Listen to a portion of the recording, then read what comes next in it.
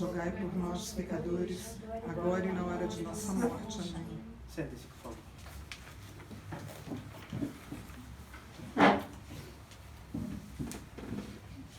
Hoje, na liturgia da Igreja Católica, se reza a missa chamada Santa Maria no dia de sábado, mas não podemos desconsiderar o dia de hoje, dia 27 de novembro, que é quando nós comemoramos a festa da Medalha Milagrosa da Santíssima Virgem Maria. Esse é o primeiro sermão dessa missão aqui em Brasília, dessa nossa estadia. Mas, obviamente, sempre que nós falamos de uma missão, de missas, digamos, em tempos esporádicos, nós sempre falamos de graça, uma graça que Deus confere às nossas almas de ter a verdadeira missa, de ter os verdadeiros sacramentos. Falemos então um pouco do que é a graça santificante, que não devemos esquecer nunca que nada mais é a graça santificante que um dom divino que faz do homem filho de Deus e herdeiro do céu. Nada mais é que isso. A terminologia mais teológica, ela vai aumentar um pouco mais ou menos essa definição, mas não passa disso. Aquele hábito que eu recebo na minha alma, que me faz verdadeiramente participar da mesma vida divina, baixo a mesma noção da divindade, mas de uma maneira extraordinária, que é a comunicação de Deus da sua vida até nós, e nos faz herdeiros do céu, herdeiros junto com Cristo da glória eterna. Essa é a graça santificante. Deus nosso Senhor, desde toda a eternidade, tinha pensado já como comunicaria essa graça depois da sua mensagem evangélica. Porque nosso Senhor Jesus Cristo veio à Terra ensinar o seu evangelho, ensinar a boa nova e deixar as maneiras com que ele ia comunicar essa coisa grandíssima chamada graça santificante. Nosso Senhor Jesus Cristo, a mesma sabedoria encarnada, pensou em duas maneiras de comunicar a sua graça. Uma maneira mais comum, a maneira ordinária com que ele comunica a graça, que são os sacramentos. Os 7 sacramentos são a maneira ordinária, comum, com que Deus confere a graça. Cada sacramento, desde o batismo até a extrema-unção, cada sacramento está destinado para um momento das nossas vidas. Santificar o nosso nascimento, santificar o nosso crescimento, santificar a alimentação das nossas almas, isso até o último sacramento, que é para santificar a minha morte, a separação da alma e do corpo. Essa é a maneira com que Cristo pensou para comunicar a sua graça, mas não foi a única. Prova disso nós temos de que Deus nosso Senhor comunica as suas graças de maneira extraordinária.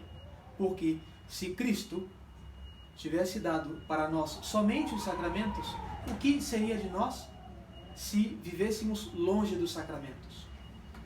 Mas hoje, numa época onde a igreja é atacada, onde a igreja padece a sua paixão, onde a escassez de sacerdotes é inaudita, jamais se escutou que houvesse uma situação assim na história da igreja.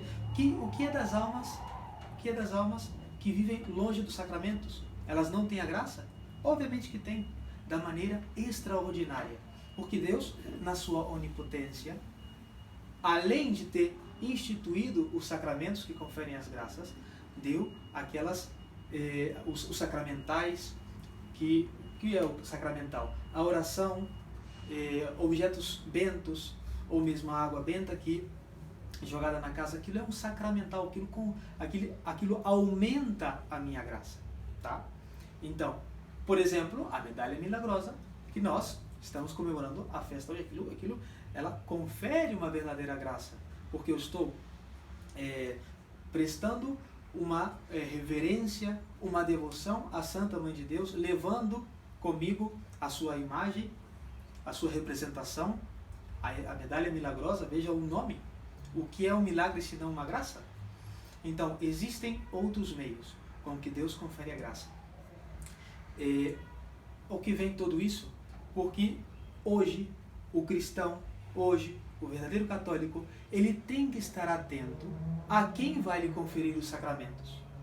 Porque vejam só, na confusão onde nós vivemos hoje, nós não temos aquele respaldo, nós não temos aquela segurança onde, quando na época onde a igreja estava na sua perfeita estrutura, nós nascíamos numa paróquia e tínhamos plena confiança de que aquele padre que estava na paróquia, ele passou pela sua formação no seminário, foi analisado durante 7 ou 8 anos, foi ordenado por um bispo que, à sua vez, foi designado por Roma para ser o bispo daquela diocese. Nós tínhamos aquela segurança.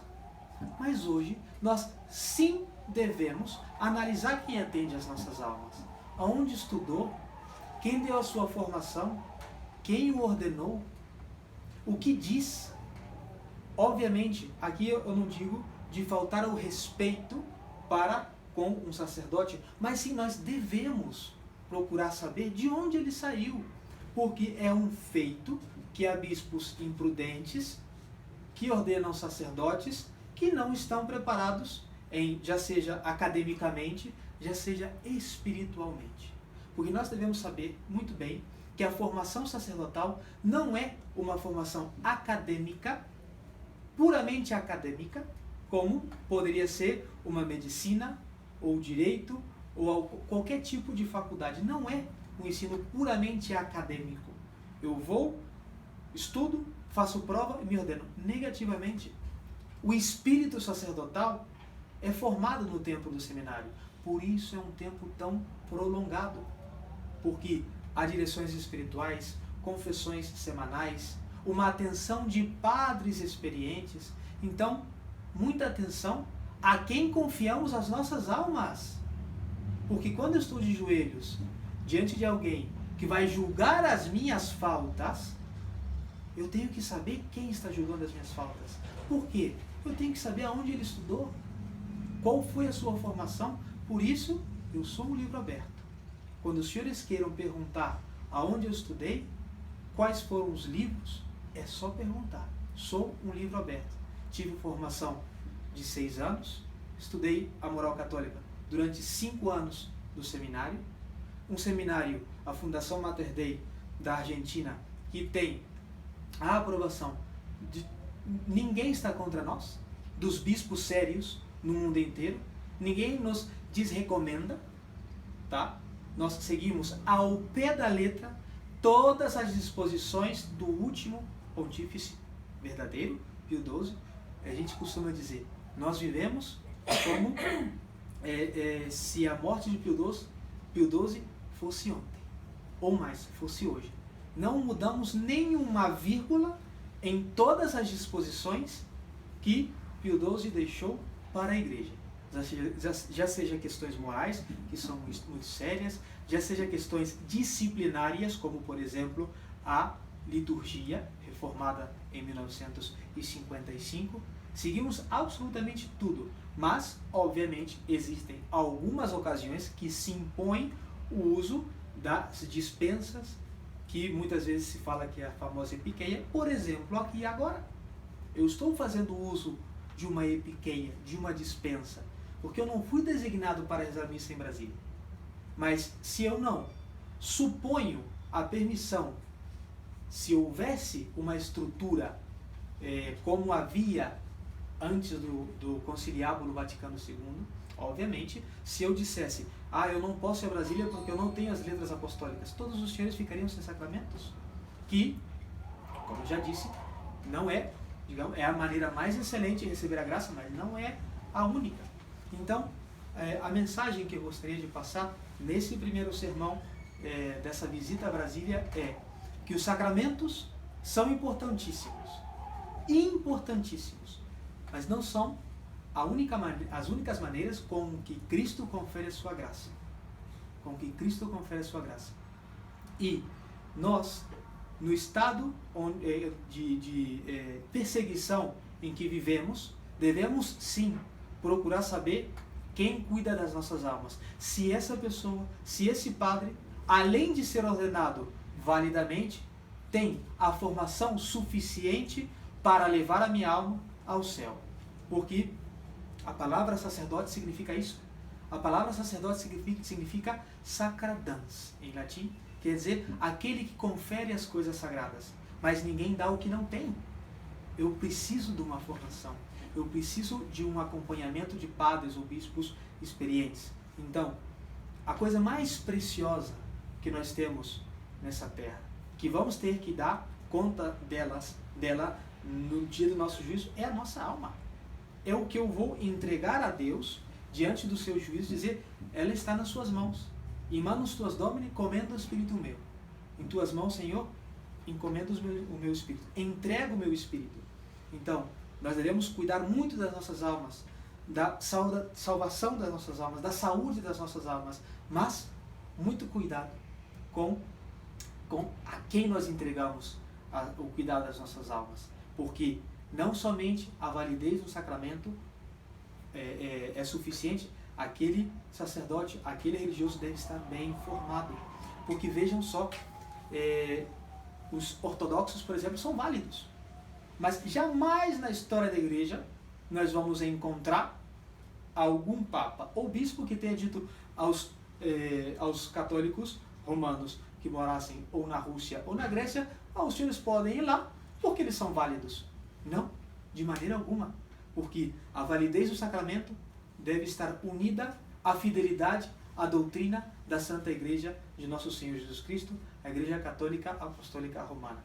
Vamos pedir à Santíssima Virgem Maria, no seu título de medalha milagrosa, que nos dê a fortaleza e a sabedoria de direcionar as nossas vidas para aquele caminho onde Cristo passou, que é precisamente o que Ele abriu para nós, que foi o caminho para o céu, e esse caminho se chama Igreja Católica Apostólica e Romana. Por isso se diz que fora da igreja não há salvação.